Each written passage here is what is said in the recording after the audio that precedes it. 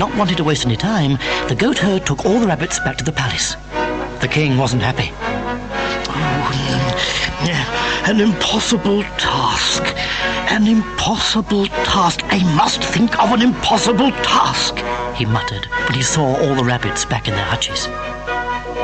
That evening, when soup was served, the king had a brainwave.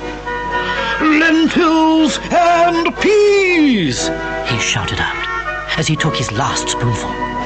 Then he summoned the goatherd to an underground room in the palace. Lentils and peas had been mixed up and put into a huge pile. To become a member of our royal family, the king told the goatherd, you must separate all the peas from the lentils. You have just one night to complete this task. It can't be done, he told the king, although he knew all along it could be done. So, when the king was out of sight, he picked up his flute and played it. Out of the brickwork came an army of ants, and one by one they divided the lentils and the peas into separate piles. By morning, the job was done. The next morning, the king stepped gaily into the cellar, quite prepared to see a defeated man. He couldn't believe his ears when he heard the goatherd say, "Your task is complete, sire." The king had to admit he'd done well. But by now, he was getting worried that he was going to have a goatherd as a son-in-law. The king wouldn't give in. He really didn't want a commoner as a member of his family.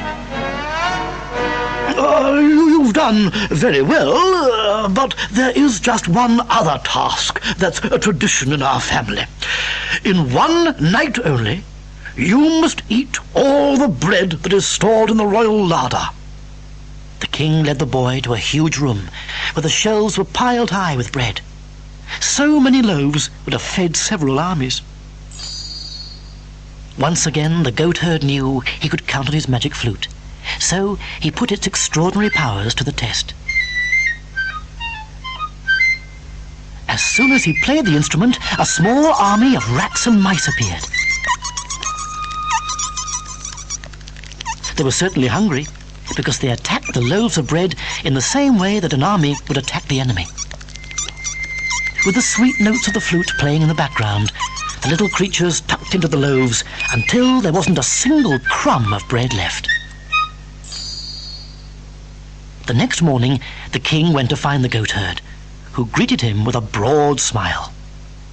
Well, you don't seem to be any fatter, considering you've eaten so much bread, said the king. How on earth are you managing to eat your breakfast as well? You must have the appetite of a wolf. He won't manage this, whispered the king to a courtier who was sitting next to him. A huge, sizzling steak on a silver platter was brought straight from the royal kitchens. Delicious, said the goatherd as he tucked into it.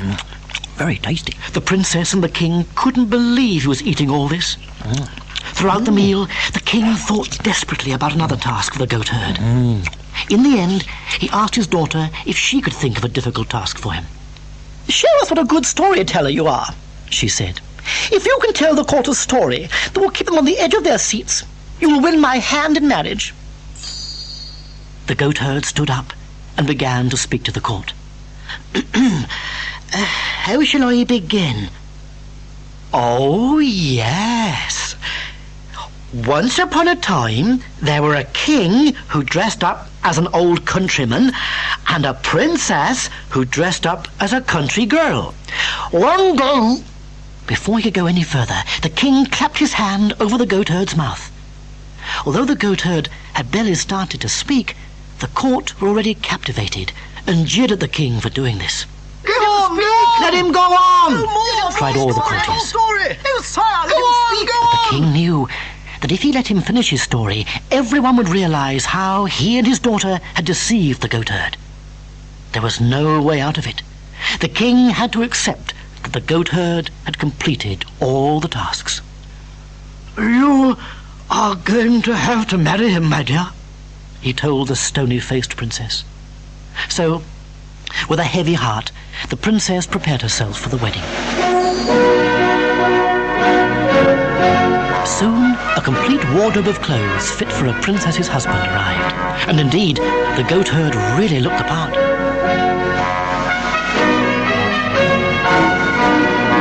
On the wedding day, he looked like a man of noble birth. Even the princess swooned with delight when she saw how handsome he looked. She felt so ashamed of herself that she swore she would never break a promise again. As for the king, he felt so guilty about his deceitful ways that he went to live the life of a simple peasant for a year and a day.